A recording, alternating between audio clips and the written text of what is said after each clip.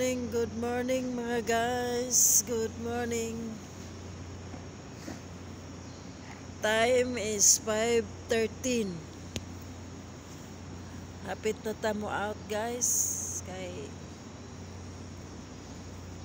muli ko karon sa Talisayan sa among lugar karong mga alas 9. Muli ko dito kay ang giingon lagi daw nga nag-message ako igsoon nga ilungkab lagi daw akong kwarto. So akong ulian kay tan-aw na ako kung sabay nga wala dito kay dito daw kuno ni agi sa bintana guys. Gigisi ang screen. So uli ko tapos dala ko og pulis kaya ko ipa-tan-aw dito ang balay. Sabay sitwasyon kung gipangkuha bagid ang mga gamit nako.